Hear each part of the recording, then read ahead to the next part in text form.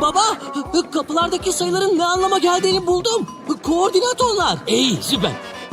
Koordinat ne oğlum? Bana abidik gubidik şeyler söyleme. Koordinat, dünyadaki bir yerin bulunduğu noktanın sayısal değeridir. Geliyorlar, çabuk olun. Yaşlılara öncelik tanıyın gençler. Baba, kapılardaki sayıların ne anlama geldiğini buldum. Koordinat onlar. İyi, süper. Koordinat ne oğlum?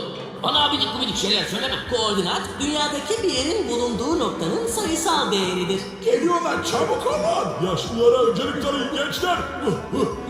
Baba, kapılardaki sayıların ne anlama geldiğini buldum. Koordinat onlar. İyi, süper. Koordinat ne oğlum? Bana abidik gubidik şeyler söyleme. Koordinat, dünyadaki bir yerin bulunduğu noktanın sayısal değeridir. Geliyorlar, çabuk olun. Yaşlılara öncelik tanıyın gençler. Baba, kapılardaki sayıların ne anlama geldiğini buldum. Koordinat onlar. İyi, süper. Koordinat ne oğlum? Bana abidik gubidik şeyler söyleme. Koordinat, dünyadaki bir yerin bulunduğu noktanın sayısal değeridir. Geliyorlar, çabuk olun. Yaşlılara öncelik tanıyın gençler. Baba, kapılardaki sayıların ne anlama geldiğini buldum. Koordinat onlar. İyi, süper.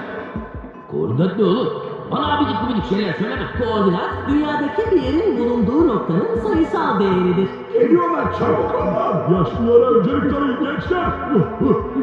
Baba, kapılardaki sayıların ne anlama geldiğini buldum. Koordinat onlar. İyi, süper. Koordinat ne oğlum? Bana abidik gubidik şeyler söyleme. Koordinat, dünyadaki bir yerin bulunduğu noktanın sayısal değeridir. Geliyorlar, çabuk olun. Yaşlılara öncelik tanıyın gençler. Baba, kapılardaki sayıların ne anlama geldiğini buldum. Koordinat onlar. İyi, süper. Koordinat ne oğlum? Bana abidik gubidik şeyler söyleme. Koordinat, dünyadaki bir yerin bulunduğu noktanın sayısal değeridir. Geliyorlar, çabuk olun. Yaşlılara öncelik tanıyın gençler. Baba, kapılardaki sayıların ne anlama geldiğini buldum. Koordinat onlar. İyi, süper. Koordinat ne oğlum? Bana abidik gubidik şeyler söyleme. Koordinat, dünyadaki bir yerin bulunduğu noktanın sayısal değeridir. Geliyorlar, çabuk olun. Yaşlılara öncelik tanıyın gençler. Baba, kapılardaki sayıların ne anlama geldiğini buldum. Koordinat onlar. İyi, süper. Koordinat ne oğlum?